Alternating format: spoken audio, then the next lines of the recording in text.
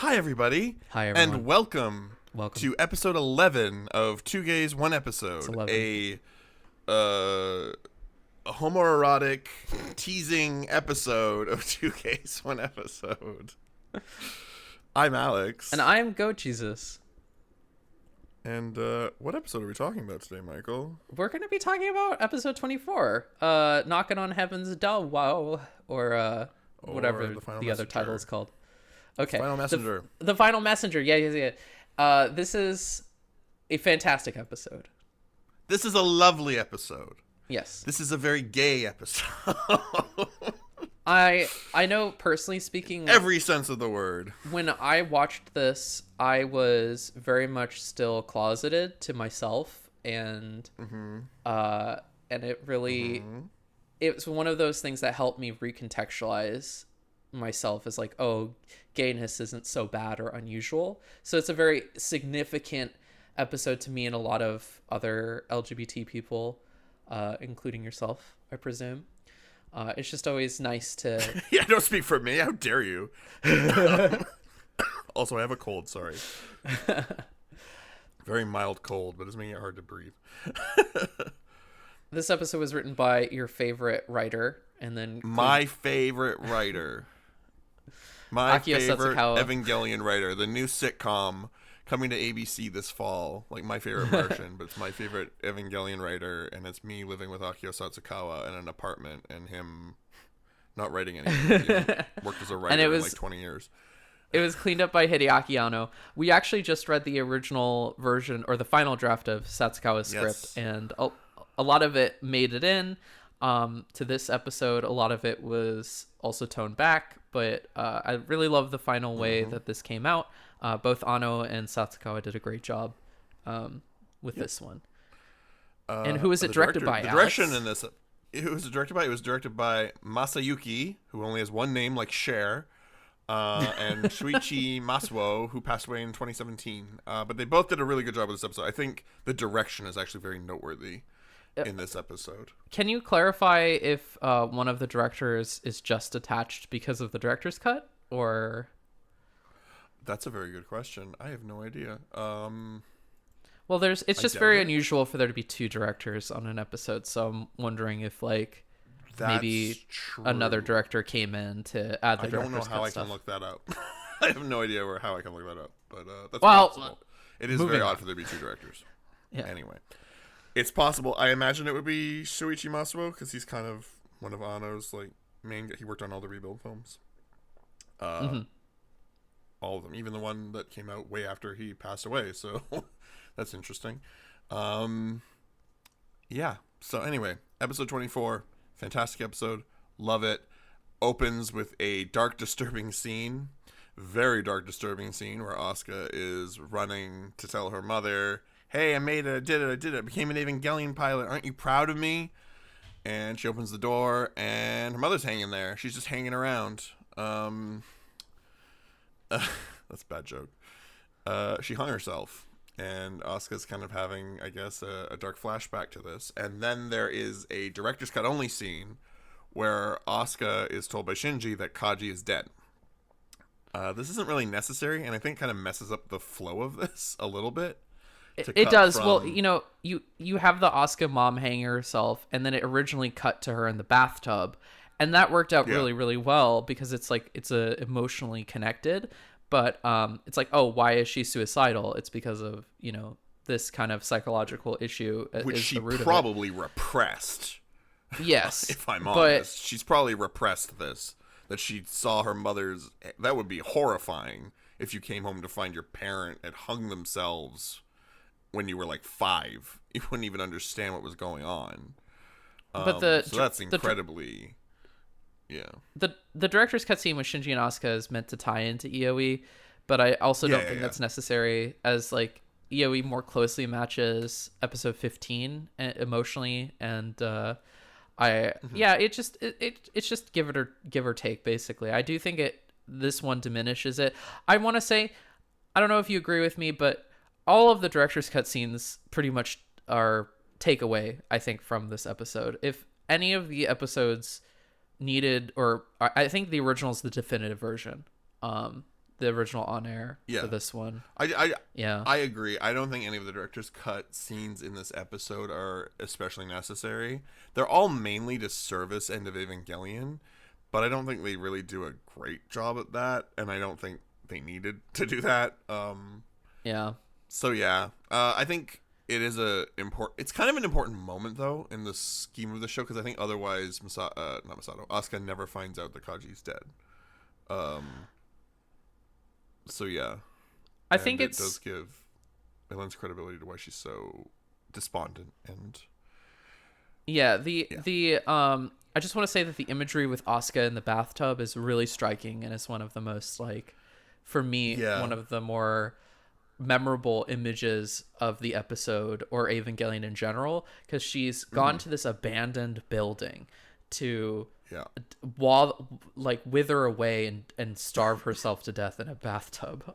It's kind of like, it's pretty brutal, and it's disturbing. And I think the water in the bathtub, by the way, I think it's just supposed to be dirty, but it looks like blood. It looks like she's lying in a pool of her own blood, like she slit her wrists or something. But I don't think that's actually what happened. I don't think that's what happened either, but maybe it's like an on purpose, like, subtextual thing because of the directing. Yeah, absolutely. Yeah. 100%. It's meant to look like her blood. It's meant to look like blood.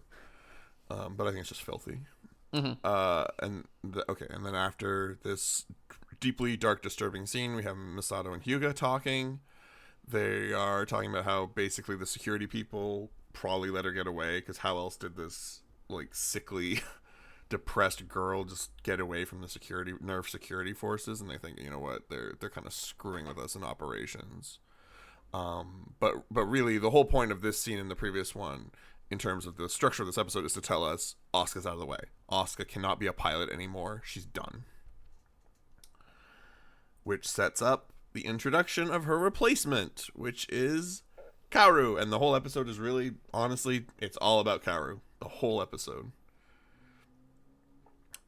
We have a scene after that where Shinji is just kind of lying in bed, reflecting on what happened in the last episode with the Rays all dying. He's remembering it, lying in bed, going, that was kind of weird. And he comments on the fact that Rei is a clone of his mother, and he's wondering, like, why the hell did Nerve do that? What the hell is Dad thinking? Making clones of Mom. He's playing God, etc., etc. So what do you think of all this? I guess. Well, the next scene connects to Ritsuko in prison, correct? What I kind of like so far about this is that everything is logically kind of tying into each other. Like the scenes have more of a flow than I'm used to from Evangelion. So just like logically, right? Because you transition in ways that are very logical. So first we have like Asuka, and then we have like that tying into how Asuka is being replaced. So you have that connection from one scene to the next, and then you have Shinji kind of connecting with that beat of like Kaworu, and it's like, oh, the new boy who is a clone, and then we connect with like Shinji thinking about Rei, and that she is a clone. True.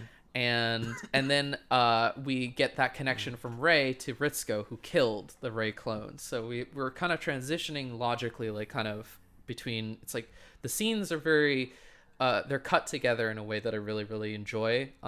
It makes sense, like transitionally, why we're going from one to the next. And usually I think Eva is pretty random with its kind of like cuts, where it's like, oh, you know, why are we jumping to this next character? Well, it's just the B plot line and whatnot. But here it's really linked together. I really dig it. I think it's smarter, more elegant to do it that way.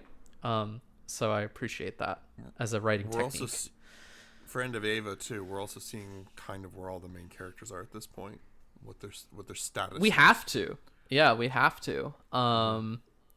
Still tie in all the characters, and there's a lot to juggle, but I think they do it really well. So Gendo is talking to Ritsuko in this next scene, and he doesn't really give a crap about what's going on with Ritsuko. He's more concerned that she just destroyed the dummy plugs with all the rays and things like that, which is obviously, I think Ritsuko's doing that partly to dig at Gendo. She seems to have personal squabble with him, as he's not made love to her. You're not making love to me. And she says, I don't feel anything when you make love to me anymore. Yeah. Is what she says to him. And it's there's strain going on in the relationship. Ritsuko's falling into the same trap her mother did, is kind of being used, so she's fighting back. She's realizing that and fighting back. And he asks, like, why did you kill Ray? And she says, because she was jealous and that she was basically expendable. That's my thoughts on it. That's not in the episode. She says, she says something to the effect of, I don't feel anything for you anymore, basically. Right. Well, I meant to say that she is jealous, and that's what I think. I think she's jealous of Ray. I totally agree. Yeah, I think she's jealous, and she basically recognizes that that she is, because she's been put in the place of Ray several times now. I think twice, right? So it's kind of like, well, and I think she wanted to hurt Gendo. Yeah, she's trying to get back I think to it's Gendo. really. I really don't want to think that Ritsuko wants revenge on a 14-year-old girl, or that she's threatened by a 14-year-old girl, because it's so pathetic. It's really hard for me to reconcile that in my head with the character, because I like the character, and it's appealing in its own way because it is so pathetic. But I mean, she was humiliated, debased by him, and she was the one who's seen as expendable, and it's kind of it's a little bit of a mockery when you think about it, because, you know, Gendo, she helped make Ray in part. She made Ray to be like, okay, well, this is just a tool. Like, Ray's not really even kind of a person. Well, no, it's Ray just like, was we need her for Ray this. was made to try and resurrect Yui.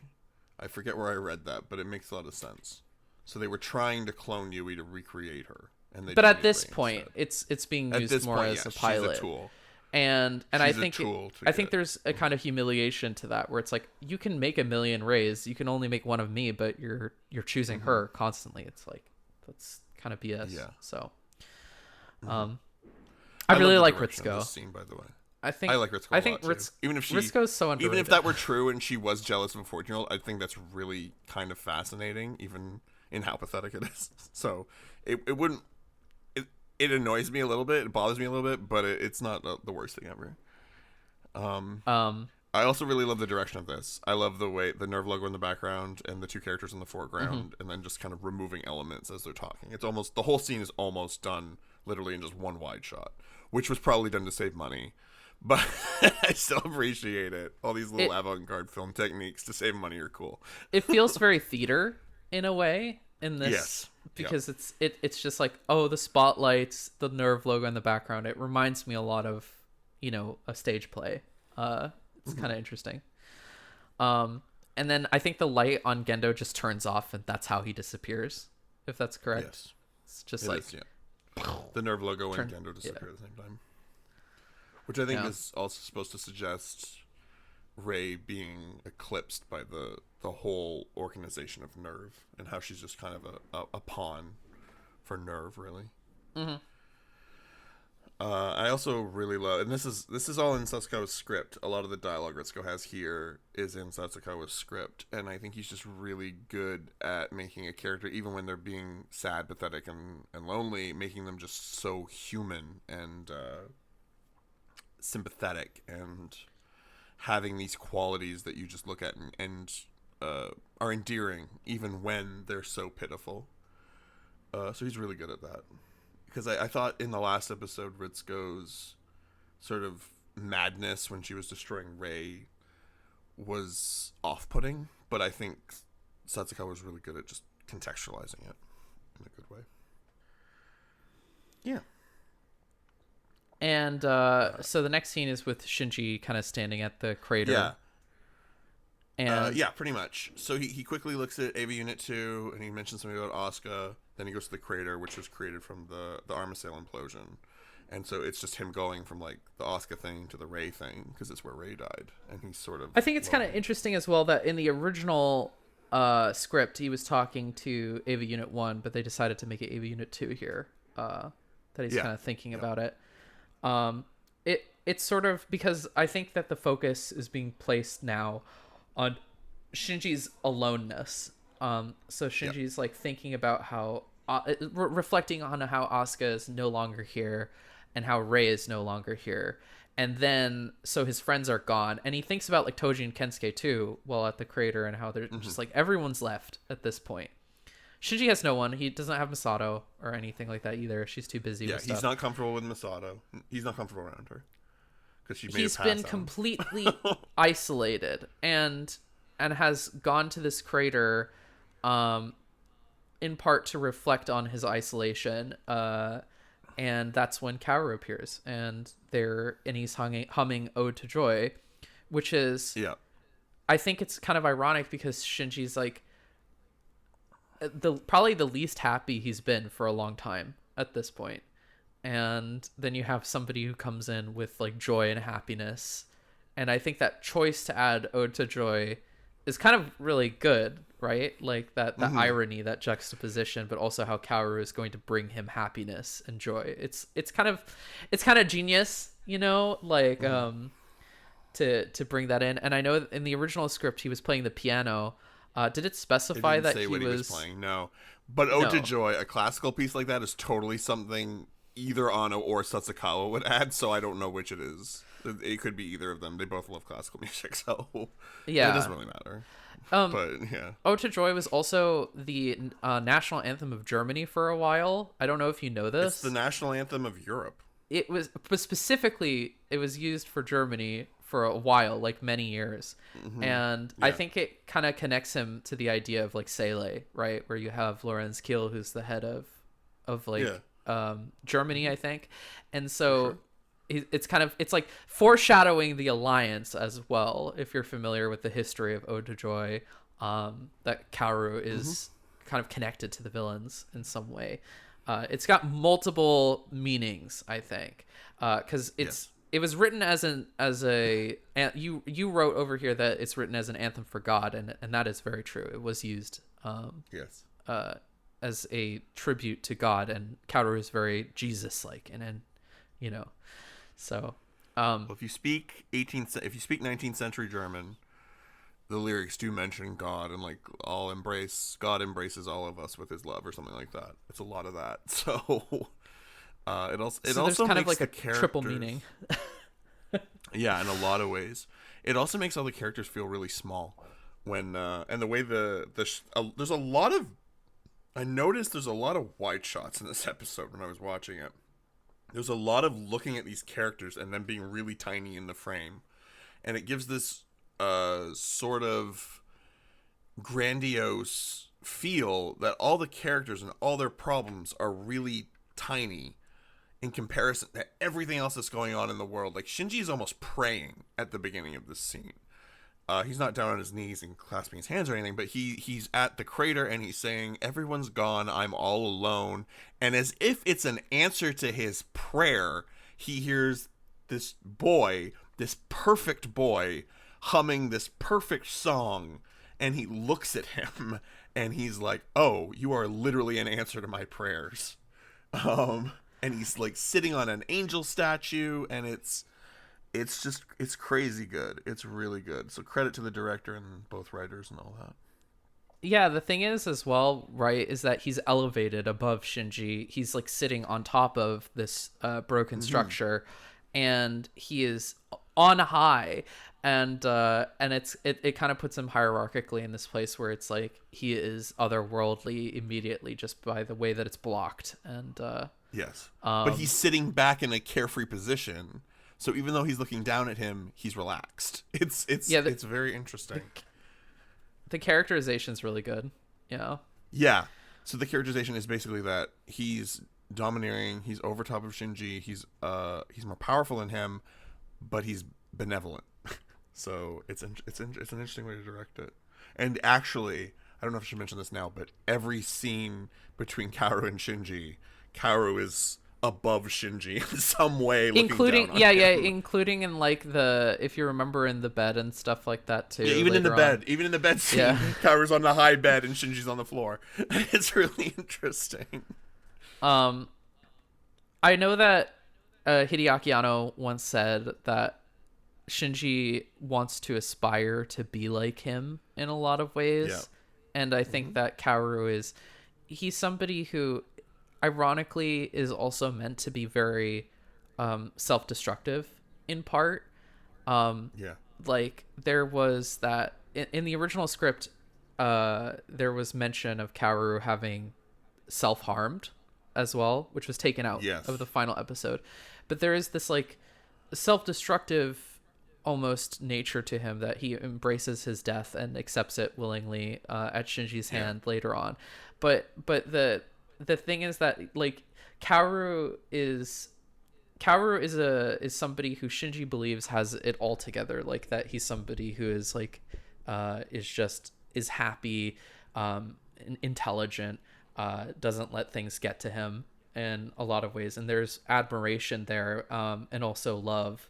But in reality, the reality of the situation is that Kaworu has like maybe some things going on where he is self-isolated as just a part of his character, or as a human. If we're looking at him as a character, I think that there is an easy reading to be had that there is that it's not all that it's cracked up to be, that he's not as like necessarily on high as Shinji perceives him to be, which I think is interesting. I think there's a contrast between Kaworu's nature as an angel and his humanity and his human nature. I think there's a contrast, which is like what I think you're getting at. Kaworu is also a Chad when it comes to his self-destruction, because Shinji can't even bother to self-destruct properly. Yeah, he's a little more assertive. Sure. Okay. But all this to say is that I think it's misplaced, because Shinji should see him as an equal and not as somebody who's necessarily on high. But he just is not psychologically there to be able to see his own goodness and things like that, because Shinji is very self-hating, but if you actually look at what he's done, he's actually a pretty good person overall, I think. And he doesn't deserve to be as critical. At the very least, he has good intentions. He doesn't deserve to be as critical with himself as he is, I think. No, he's too hard on himself. Well, it's not useful to be hard on yourself anyway. So Shinji's immediately smitten with Kaworu, really. I mean, he's like blushing. It's pretty obvious, right? Yeah, he's pretty smitten with him. He likes him. He is embarrassed by him a little bit. Like, he's almost not used to this, because Kaworu's words are really honeyed and kind and thoughtful and introspective in a way that I don't think Shinji's used to, because he's used to any advice, and she gives him advice at the end of this episode. Any advice Misato gives him is basically make hard choices, move on with your life, and pick yourself up and move on. Which, if you're depressed and you don't know how to do that, someone telling you stand up on your own 2 feet and do this, you're not going to know how. So Kaworu telling him that he is too hard on himself and he needs to go easier on himself is much more useful to someone like Shinji, who's depressed and doesn't like himself, than just stand up and do it. That's not helpful. At least initially.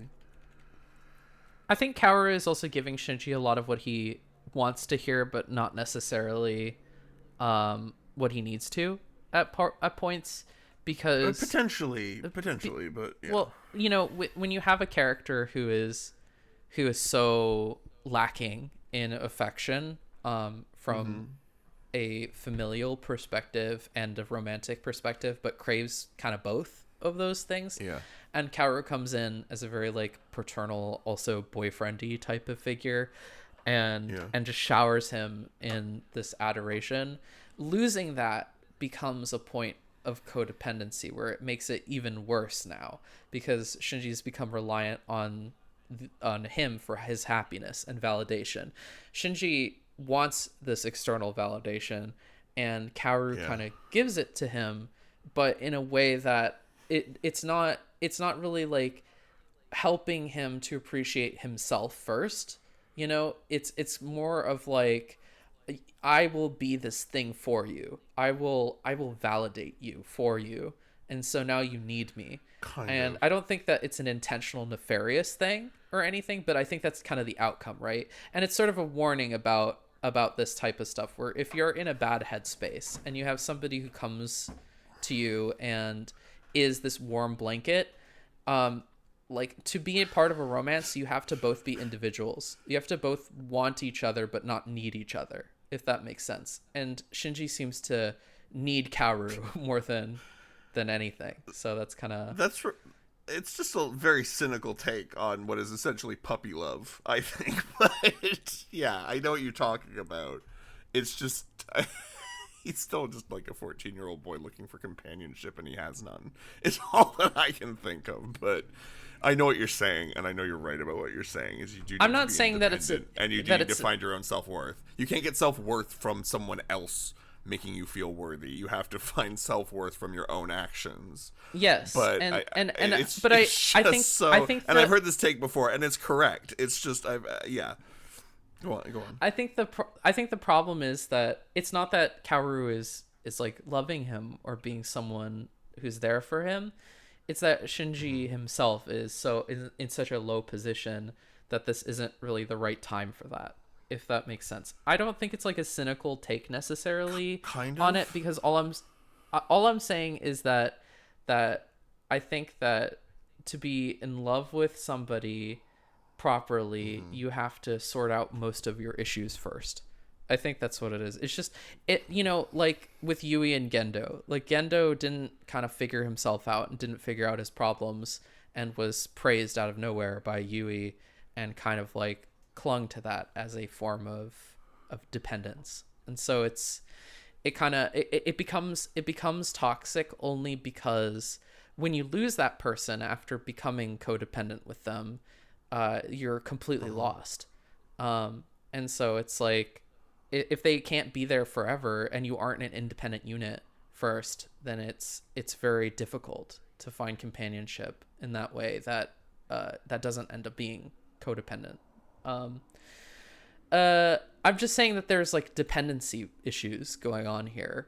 And I'd like the puppy love angle and stuff like that too. And I think that there is that, but the outcome is that this became a source of trauma for him after this. So yeah, should agree. Yeah.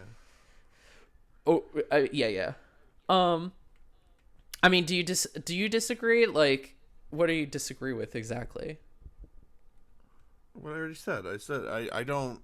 I think that's.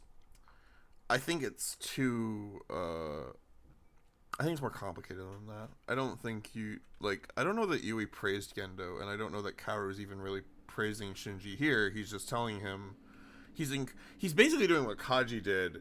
He's just nicer than Kaji. He's a little less. Kaji's kind of cold. He's a little detached, and Kaworu is warmer and more direct and more open, and just flat out tells him, like, you should have more awareness of your station. You should know yourself better. And Shinji doesn't want it. And Shinji's more accepting of that from Kaworu than he is from, say, Kaji or Misato, which I think is useful, because I think people do need people. I know this is like, you can't love someone else until you love yourself, which is true, but I think you still need people. If you don't have people in your life, you're never going to learn to love yourself. Not that you need the other people or that you want other people to be in that position, but you can't, we're social creatures, right? So you can't just learn to do that on your own. You need to learn it from other people to an extent, to a degree. And becoming secure in yourself from doing things with other people too is important. We're kind of getting out of the scope of Evangelion here, really, with what we're saying. But I do understand what you're talking about. Well, I think that part of the argument of the show is to systematically remove Shinji's support units, and yes. And it kind of begs the question of, like, how do you find happiness when there is nobody there? And the answer is, like, I think that it has to be from within and derived from the self, because there has to be an ego love of some kind. Because if you're relying on others for that, the people come and go, and that's kind of the argument, right? And so it's just like, I think that you have to be prepared for when everyone else is gone, and that you can't rely on others for your happiness. And so it's like, you need to appreciate that your actions are like that you do good in the world, that you're a good person, and there's not enough ego in Japan. That's pretty much I think the issue. Right. Because if Japanese culture sees themselves as cogs in the machine, as non-individuals, and kind of like that is the goal to aspire from. And I think the show is criticizing that mentality of that we're just cogs. It's like that. No, I think it's saying like we're individuals. And that self-examination is important. You can't just be like shove your own problems aside because it's what's better for everyone else. You have to self-examine. That includes mental illness and other things like that, like self-healing in that way, but also self-love from just an understanding that you've done good, that your intentions are good, that you're not a bad person, and if you assure yourself that like that you've done the best you can, and that's all you can do. I think that's a good thing in the worldview of Eva. Yeah. I just think it's a bit draconian. I think it's a bit overtly draconian. Like your new friend is not going to suddenly disappear because you're forced to like crush him and his head pops off. I think it's more just like metaphorical for like a tough breakup type of deal, right? Yeah. So it's I don't necessarily agree that pure collectivism is good. I just think that it's like well, Ava's not hyper. I think it's a little too harsh. I think Ava's not necessarily hyper individualistic either, right? Because it sort of argues that ego is important and healing of the self is important to the degree that you can interact with others, and that's enjoyable, that like love is important, and it's something that we need to function. It's like social, it's not solipsistic or like losing itself in the ego. It's understanding that self-love is required to be able to properly interact with others and to love others too. It's like giving other people love and receiving love, I think, is best taken when you're not coming from a place of like self-hatred first and foremost. Yeah. And desperation. And desperation too. Yeah. So I think that's different though than needing to be totally self-confident and self-assured in every possible way. It's like, it's just, it's well, I think that there's like a fine line between, getting pick-me-ups from people and being like codependent, if that makes sense. So like relying on another individual for your happiness and self-assurance, because Shinji does that with Gendo, and is now doing that with Kaworu ultimately. I don't think he's doing that with Kaworu though. That's my problem. I don't think he's necessarily doing that with Kaworu. I think he's just desperate, and I think with Gendo he's codependent. I think he needed Gendo to say like, he hung on Gendo's every word until Kaji told him to stop, basically. I think, and I think that, but he's not, like Kaji helping him is a good thing, because it's just like you do need other people to open your eyes to these issues and to help move on from those types of things. I definitely think that's true, but I think it's also true that you do need to be prepared for when life is crap to you and that you don't have others. So, and that's kind of the point, I think. It's not that others are bad, or that people helping you is bad, or that like relying on help is bad. But what is bad is relying on someone else for your happiness. I think is just like that. I cannot be happy without this person. That's kind of a weird way to look at the world, I think. Like, okay, I'm married, I have a husband.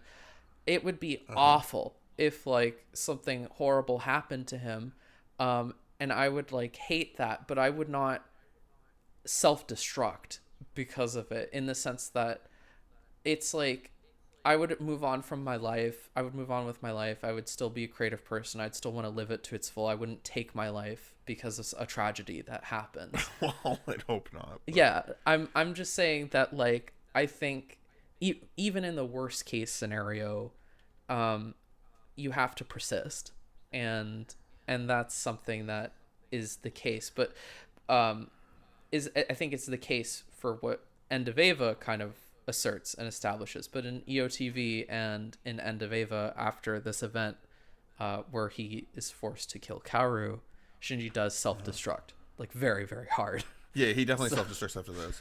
Yeah. I was gonna say, I think that's Misato's perspective, and I think the show does an okay job showing slightly different perspectives, because Kaji's perspective is totally different than Misato's perspective. Even Misato is hard. Misato is harsh with Shinji. She is, every piece of advice she ever gives him is super harsh, whereas Kaji is a bit more balanced. Kaji is a bit more.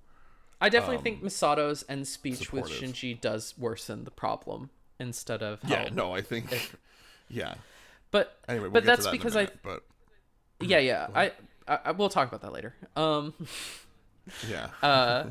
But anyway, so Kaworu and Shinji's definitely attracted to him. That's for sure. Yeah. In the original script, they even kiss at one point. Don't tell me it ain't gay. It's gay. It was probably toned down for executive notes, for or production. like Ano felt like it was even too the far production, or something, even the people so. working on the production were uncomfortable with it. I found it. 1995 was an era. Yes. It was a different time. That hasn't changed as much as I'd like. And Kaworu is like, can synchronize with any Eva unit. He's pretty much the best Eva pilot that there is out there, and Seemingly, and that's because he is an angel that can easily connect and understands the Eva units and understands that the Eva units are people. Yeah. I want to say, by the way, there's a little Seele scene in here, and Ano, because it's Ano, this is not in Sotsukawa's script, shows remarkable restraint with the Seele conversation here, because it doesn't devolve into like pseudo philosophical stuff like it does some other times. They're literally just going through the beats of the plot and talking about Gendo. They're not talking about the state of humanity or the arc of the covenant will guide us to the next stage of humans. They're not talking about that. It's a very efficient scene, unlike most Seele scenes. So that's nice. Yes. Seele isn't absolutely cringe for once. Oh, you're right. We should talk about. So Kaworu is probably a clone, because Rei's a clone, and Kaworu says he's like Rei. So if he is a clone, there are a couple of theories that float around that are kind of silly, that range from kind of silly to sort of sensible. If he's a character we know, I think he's Dr. Katsuragi, Misato's father. That's my assumption. I thought it was Lorenz Keel, just because Keel has the strongest connection to Kaworu as far as like a father parental figure would go. Probably ended up raising him to a degree. But can you imagine being raised by Lawrence Keel? He's like a cyborg man who lives in a room. Yeah. I mean, probably as much as like Gendo raised Shinji, if you get what I mean. But Kaworu being a clone of Misato's father actually makes the most sense to me. Having heard your explanation for it, because Kaworu visually is very ethnically Japanese coded. It's hard to say with an anime art style, but I'm pretty sure he's supposed to be Japanese. Yeah, it feels very Japanese coded, and so Lorenz Keel, as far as I'm aware, is a white German guy. Kind of makes more sense for Kaworu to be Japanese in origin. I know that there's strong arguments to be made that in Rebuild, Kaworu is a clone of Gendo. I think that's a little silly. I mean, why would be like one question, and also the fact that Kaworu has no is the main thing. Kaworu has no allegiance or commitment to Gendo whatsoever, and has absolutely no relationship between that. But he kind of does in the Rebuild. Yes, in the Rebuild he says father, blah blah blah blah blah. He has like all those things, but that was added retroactively later on. So I totally buy that for Rebuild canon, Kaworu is a clone of Gendo. I don't think that was the intention. I don't think that's built into the story, because like Misato's dad was the one who was conducting the contact experiment, and Kaworu was born during the second impact, which Misato's father was the one who was responsible which happened for. at the South Pole Yeah. where Misato's father was. Yeah, So it makes a lot more sense. So it makes sense that the Katsuragi expedition and Misato's dad came into contact with Adam, which then created Kaworu as a consequence of that. So I'm totally more willing to buy that Kaworu is a clone of Misato's father. I think it also ties in thematically with the idea that Misato is all sus about Kaworu, you know? Like Misato's trying to look into him and it seems to have this obsession with him that he's not normal. There's something off about this guy. And it works better for the character dynamics. I think the only reason why you'd want to shift to Gendo is because you just depict Kaworu and Rei as kind of the mother-father figure a lot in EOE. That's the only good reason in my mind. In the rebuild and stuff. So, totally. Speaking of, Misato is trying to figure out who... Yes. Yeah, ultimately, though, it really does not matter who Kaworu is a clone of. It is so unimportant that it doesn't matter at all. It doesn't matter. Even if he was a clone of Gendo, like, Shinji and Rei have so much Oedipal complex stuff that it's fine if this is a son-father romance or whatever, but... Oh, God. Evangelion's a little messed up, I gotta say. Wow, I didn't even think about that. My God. It's a little weird. That's why I care at least that he's not. But big oof. And why I don't think it was intended that way. I don't think it was intended that way. That Shinji and Kaworu are supposed to be father son, but whatever. Hopefully not. Hopefully not. That would be awkward. But anyway, so there's another running theme in this episode, which is Misato trying to figure out the secrets of Kaworu, which is a continuation. Her whole arc in this last 6 episodes, ever since Kaji died, has literally just been, Misato's very vengeful, actually. She's a very bitter, vengeful character, if you stop and think about it. I mean, that's what she says outright. She's driven by revenge. She does, yeah. But you don't think about it because she's so bubbly and upbeat all the time that you don't really think of her as like a grim Avenger character. But she is. She's entirely motivated. Her reason for fighting the angels and leading this charge against them is because she feels like they killed her father and she wants revenge for that, even though she didn't even like her father. But she still wants revenge. So really what she's doing now, she's trying to get revenge for Kaji after he's died. So she's trying to figure out, why did he die? Who killed him? And I'm going to get back for that. You know, by the way, one thing about this, you have a note here that says that Kaworu gives Shinji a little speech that sounds like it would come from Kaji, but is more open. People have noticed the connections between Kaji and Kaworu before. I've heard that. I've heard that before. But Misato says Kaji is just like her father. So I'm just putting that out there. I don't think that's proof of anything, but that's a really cool connection. Also, he couldn't. I think before we've thought, is Kaworu a clone of Kaji? I think we've had that conversation years ago. I mean, it's possible, but Kaji would have only been like 10 years old when Kaworu was born, so I don't know. Yeah, I don't think Kaji was in the South Pole either, but okay. Yeah. No, so who knows? Anyway, again, it doesn't matter. It doesn't matter. It's just fun to think about.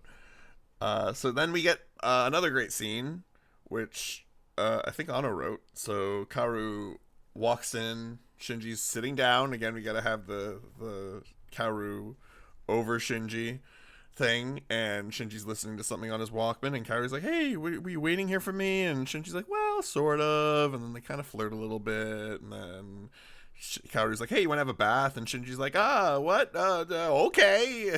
He's being kind of coy about it. And on the headphones, I do want to point this out, you can hear the song Ode to Joy. Another thing that I don't know if a lot of people notice, there is no incidental music in this episode. At no point is there OST. At no point. I think it's only Ode to Joy, right? It's only Ode to Joy. Kaworu hums it at the beginning, you hear it on Shinji's Walkman here, and then it plays at the end. So other than the opening and ending themes, there is no other music but Ode to Joy in this episode. It's such a nice little touch. It's a really good directing decision. Also, I want to mention that as far as like when Kaworu comes in to ask Shinji if he wants to go to the bath together. Yep. I really like the cuts where you are far overhead. You have this like really, really distant overhead shot, and then you punch in with these close-ups. Like Kaworu smiles, like Shinji reacts, like it punches in and out, and it kind of has this like heart beating kind of sensation. in the way that it's directed, because it's very ba-dump. The way that it's like just cut together, and the way that the shots are jumping back between extreme long and extreme close up is like, or not extreme close up, but close up is very effective, and it adds that sense of romance, I think. Very good directing. I think so here. too. So yeah, and again, those long shots, those wide shots, those far away shots really again give you the sense of a god looking down on his tiny little ant children. Yeah, kind of it does feel very like otherworldly and godlike. A lot of people love to criticize, religious symbolism in Eva, but I also think that this episode, and Eva handles it pretty well. I think people really underrate how the religious themes are tied in. It could be easily read as this is like a retelling of the Book of Judas and stuff like that, with Jesus kind of acting as Kaworu and Shinji acting as Judas here. It's fairly one-to-one. So it is. It's a fairly obvious comparison. Yeah, and I think it's well done. It's not like disrespectful. It kind of, I think it's interesting storytelling. And again, as we've said in previous episodes, as long as you can make a connection and you can justify it, it doesn't matter what the intent was. So even if Anno is like, oh, the religious imagery means nothing, if you can connect this story to the crucifixion, which that's not hard to do, then it's a valid read of the episode. It does not matter what the writer intended at all, as long as you can justify it. Yeah. And so here we have the bath scene. They go to the baths too. They're washing. Oh my god. Okay. Anyway. Yeah. It's like washing the feet of Jesus and whatnot. Washing the feet of Jesus almost. Judas. Jesus, Jesus. Yeah. Jesus takes some time to wash Judas's feet. Yeah. And that's to cleanse him and all that. And in the Book of Judas, by the way. So... In the Book of Judas, which is not canon by most Christian standards, but was written around the same time, it kind of arguably should be considered canon. It's Christian fan fiction. It's written in that sort of era, the correct era that they were, but they didn't find it until later. But the idea is that I'd argue it's more like DLC.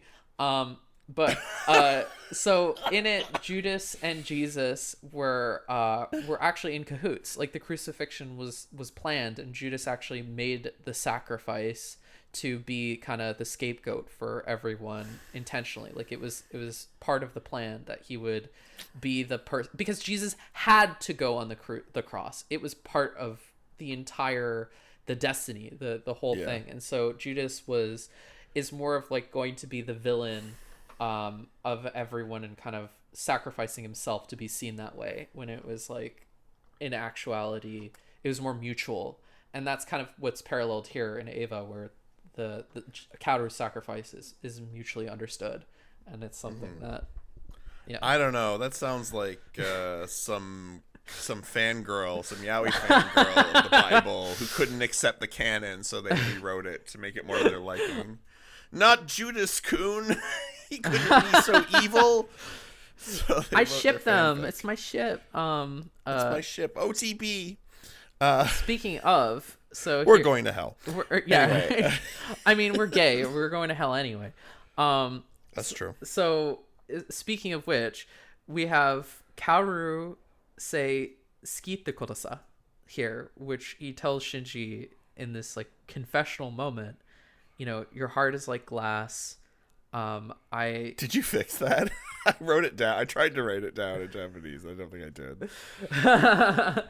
I think it's correct, actually. Okay. But anyway, Kaworu tells Shinji that he loves him in this very confessional kind of moment, and the word that he uses is "ski," which I think is like really interesting, because there's a lot of debate about "ski" as it used here, but it's not really, there's not really debate in Japan. Ski culturally is a way to confess romantic feelings for it, because if you say aishiteru or like I love you in this kind of way, if you use the word I, it's extremely clingy, extremely stalkerish. It would make Kaworu feel like a stalker, is what it is. Right. And so Japan is very indirect with their love confessions. This is dated back even into the early 20th century, where they would say, the moon is beautiful, isn't it? to say I love you in an indirect way. You would be comparing the person to the moon, and then that would be your way of confessing your love for someone, which, by the way, Kaworu is very associated with the moon in various marketing material. But in Japan, there's no debate about like Kaworu being that this is a confession of, or at least Shinji perceives it as a confession of love, essentially. And Dan Kanematsu, who is the translator for Netflix, famously changed it to like. And yes, ski does mean like, but it's more close to like, which is more similar to love. It's missing a lot of that cultural context. And so I just wanted to highlight that here, that saying love you in English is already vague. It's already vague as is. Like, what kind of love? Do you mean religious love, paternal love, friendship love, fraternal love, or do you mean partner love? Love is such a vague word already, and it's more correct to say that here, where it's like there is that slight romantic connotation that's exactly equivalent to skite korosa. So I kind of disagree with Dan Kanematsu's translation. It takes away cultural context. So it does a little bit. I don't think it's queer erasure though. I think a lot of people think this is like, oh, this is awful queer erasure. I think the context is still there. I think the romantic context is there, even if you change the word love to the word like. Yeah, I mean, it's pretty obvious. I mean, they're blushing. You are worthy of my grace. Like, what the hell does "you're worthy of my grace" mean if not you are worthy of, you know? It's very old-fashioned, but it's like if you saw that in a Shakespeare play, you'd be like, "Oh, those two are gonna a little later, I guess." Like you wouldn't be like, "Oh, what a beautiful friendship." I mean, so I don't think it's really queer erasure, even if that's what he meant to do. I don't think it works. So Shinji flinching when Kaworu touches his hand and the blushing all over the place. The visual connotation is unmistakable. They kissed in the original draft of the script. I don't know what you want, you know. It's kind of hard to debate, and in Japan there just isn't that debate. But in the United States, like I remember when I was a teenager debating with people on various online forums about like, are Kaworu and Shinji gay? And I was always of the opinion that Kaworu that Shinji is definitely experiencing some gay feelings right now. Whether Kaworu is like supposed to be like more a godly love or a romantic love, I think is up for debate. In the original script, I would say not really. Like it's pretty mutually romantic, but in the original script, he kisses him out of nowhere. He's just Kaworu's just like, "Hey, smooch." And I think Shinji is definitely experiencing some bi curiosity here, and whether Kaworu is also in his human side is doing that, or if it's like an angel thing, that's up for debate. But I don't think you can remove the fact that there's an overtly homoerotic element happening here, and it definitely speaks. Shinji is unmistakably attracted to him. Like that's like And I think Kaworu is. He loves Shinji in some fashion or way, and it doesn't even really matter which way. I do want to correct you on one thing though. I think Dan Kanematsu works for not Gainax, for Kara actually. He does work for Kara. Yeah, he does work for Kara directly. He was appointed by Hideaki Anno's staff and whatnot. I don't think that Dan did basically a fairly literal translation with no bones about it, and the problem I have is just that there's not enough culture kind of taken into account. No, and there's weird things like calling them the first children and the second children, which I don't understand at all. That doesn't sound good. It's not interesting. It's so weird to be so literal about that. And the Amazon dub of the rebuilds, which I believe was done after this, doesn't do that. No. And it didn't do that, right? Yeah, so it's so strange. It's so weird. I don't know what agreement they made. Dan also worked with the Amazon dub. It's kind of it's a little strange. Yeah, I don't know. The translation and localization is a little all over the place. But I think, and I just as a side note, I don't think Dan is like a bad person. I think no, not at all. Yeah, I think he did the best that he could, and he did it as he saw was fit for this, and it's correct. It's just not. it's just not how I would personally have approached the translation. I did study Japanese in college. I've become extremely rusty, but I know enough cultural context from my professors to know that this is not how it should be translated, in my opinion. So, yeah. Hey guys, so this is actually a 2-hour recording of us talking about Neon Genesis Evangelion episode 24. And I thought that was a little long for a podcast episode. So what I'm going to do is I'm going to make this into a weekly 2-parter. So what that means is you won't have to wait 2 weeks for our next episode. The second part of this will be released Tuesday, August 8th, I believe. And yeah, so that's next week. I really appreciate you all for listening to this. I love doing this podcast. I hope you're enjoying listening to it. And yeah, so we'll see you next week.